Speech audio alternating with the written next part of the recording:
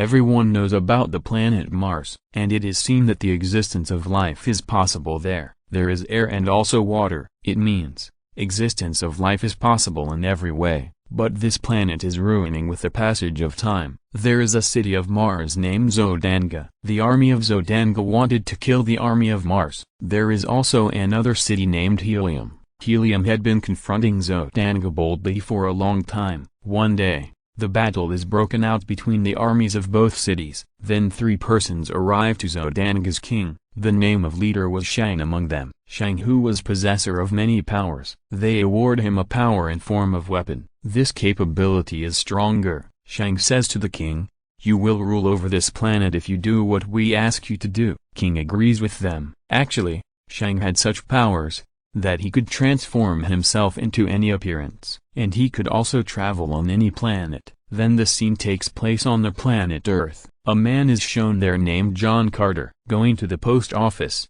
he writes a letter to his nephew. He states in the letter, "Come soon here, I want to meet you." Someone was looking on John Carter there. John Carter leaves after posting the letter. Receiving that letter, his nephew quickly returns back to meet his uncle. Coming there, he comes to know that his uncle John Carter has died all of a sudden. He goes to the location of his uncle's funeral.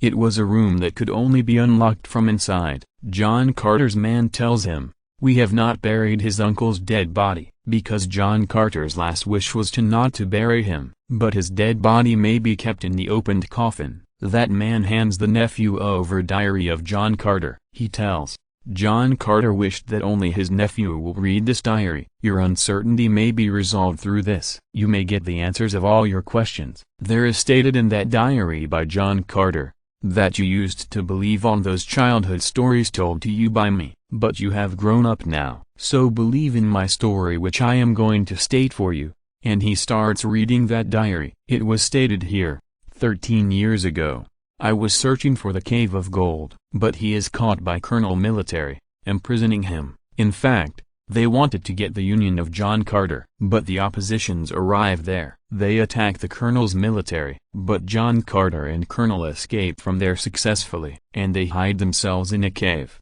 Going there, and it is the cave of gold which John Carter wanted to explore. The whole cave was filled with gold. Then a man attacks John Carter, coming there, and he attempts to end him, but John Carter victimizes him. He was Shang's man. Killing him, John Carter activates a device while taking it off from his neck. Its blue light is turned on in it, and he whispers the word Barsoom. But John Carter grabs that device from him, and John Carter also utters a word, Barsoom. John Carter is vanished from there after saying it, and he steps in a big desert. John Carter did not know how he was able to come here. He was able to jump highly. Coming here, he is actually in Mars Barsoom, because he had uttered the word Barsoom, and he was jumping highly because of the low gravity, but he had no knowledge that he is on Mars Barsoom. The inhabitants of that planet catch his sight jumping highly, and those inhabitants come to John Carter. This tribesmen were tallest and they are named Tarkas.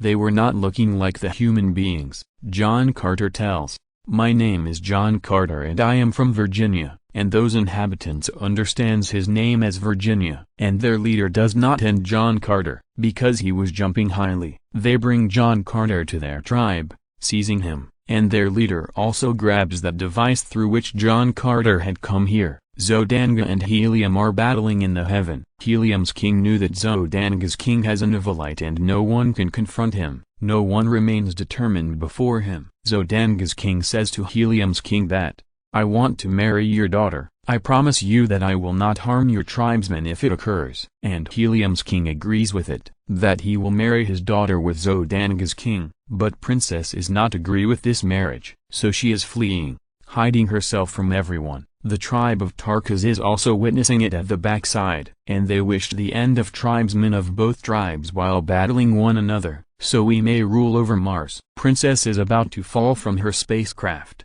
John Carter observes this through his binocular, and he rescues Princess, jumping high. Zodanga's king is going to attack John Carter, using his Nevelite. Shang says to him, "Don't do it, I need this man alive." Zodanga's king is nearly to capture John Carter. The tribe of Tarkas begin to fire them from the ground, so the men of Zodanga have to flee. Tarkas get excited thinking they have won the battle. Tarka wanted John Carter to battle for them, but he directly refuses this demand. Tarka threatened him, "We will end this Helium's princess if you don't fight for." So John Carter gets ready to fight. Princess asks John Carter, "How do you jump so highly?" He says, "I know nothing about it. I am just in search of my cave of gold." John Carter comes to know from the princess that he is not on the planet Earth, he is rather on the planet Mars. John Carter is shocked by this, but princess does not trust him as he will have really come from Earth. So the princess asks,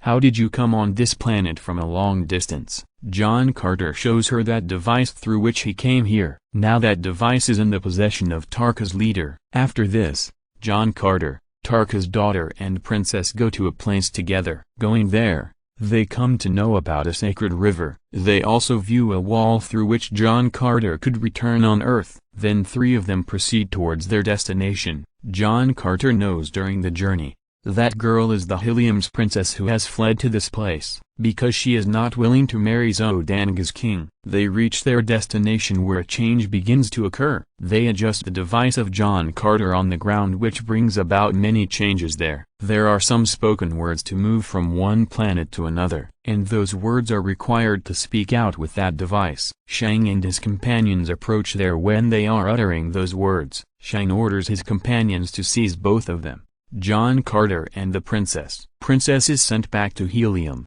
capturing her, and John Carter is also grabbed along with her. And their third companion Tarka's daughter hides somewhere else at that place, so she remains secured. Princess calls John Carter at palace. John Carter is left surprised knowing that princess is getting married to Zodanga's king, so he asks princess, "Why are you doing it?" Princess tells, "You don't want to battle for us, and you will return to your planet Earth. It will be better for my nation that I may marry Zodanga's king." Then she hands over John Carter's device, taking it out, because princess also knew those spoken words.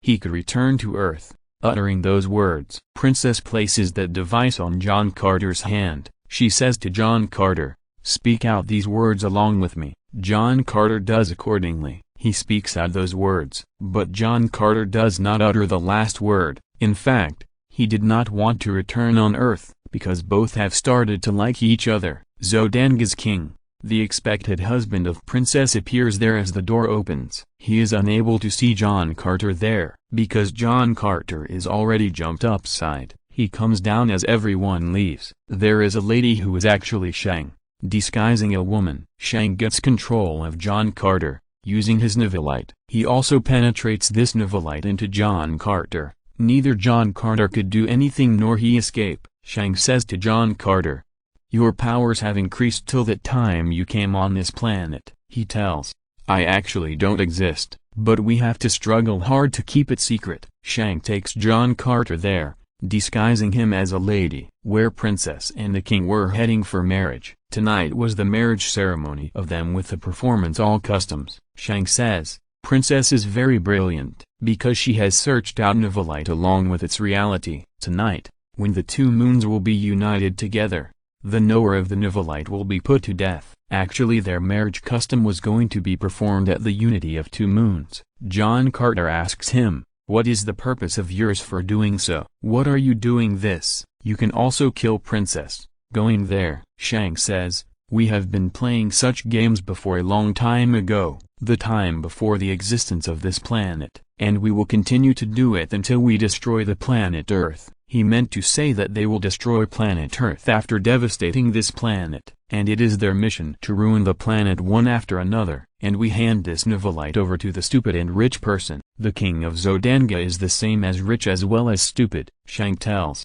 "We have been created for the particular purpose. We make the inhabitants to ruin their world. As a result, we get strength." Shang is shifting John Carter to another place. Then the faithful dog of John Carter appears there, and it bites on Shang's hand where he had set the nivelite device. He had got control of John Carter through it. John Carter is released from his control with the removal of the medallion, and John Carter moves from there, embarking one of their spaceships. But they chase John Carter. John Carter's third companion, Tarka's daughter is in the desert. She fires her gun on that spacecraft which was chasing John Carter. John Carter's spacecraft is also crashed there. John Carter says, "I need an army to rescue Princess." John Carter moves to Tarkas. Reaching there, he is imprisoned, because the previous king of Tarkas had also been imprisoned, while other Tarkas had taken the place of the king by fraud. And he abominated John Carter and wanted to kill him. But the ex-king of Tarkas has trust in John Carter, that he can restore their honor again. In the following day,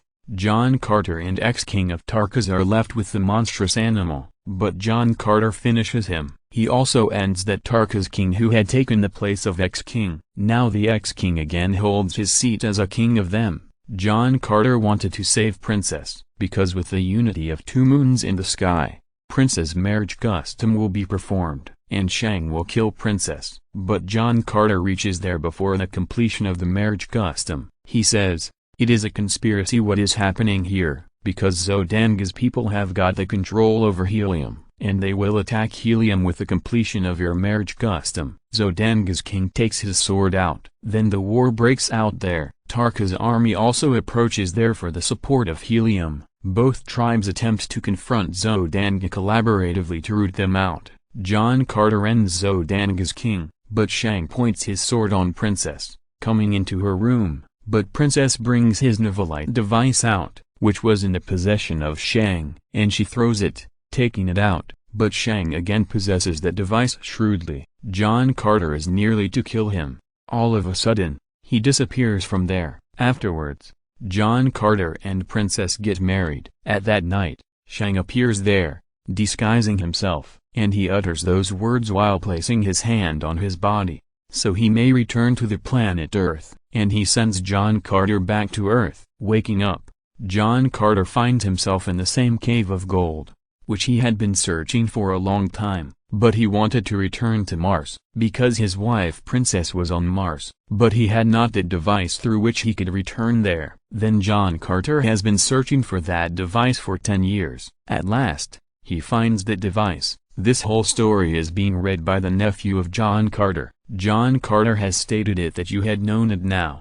Why did I say you to not bury my dead body? Because I could be ruined on Mars in case of the destruction of my body here, and you are the key of my coffin where it is present, and the responsibility of my dead body is now on your shoulder. John Carter's nephew witnesses, there are some alphabets on the door of that room, and he writes his name with those alphabets, but that door is not unlocked. Then he writes his pet name there which was used to call him by John Carter. Writing that name, the door is unlocked, but a man struggles to end him, coming from backside, but that man is shot down by someone and he loses his breaths. John Carter's nephew observes that he is still alive, and he moves to that man, ended recently by him, and he takes out the device from his coat. He could go to Mars through it, and this killed man was Shang, who had approached here, disguising himself. Now Shang could go on any planet, so he came here, chasing John Carter. Here John Carter is succeeding in his purpose, and he asks his nephew,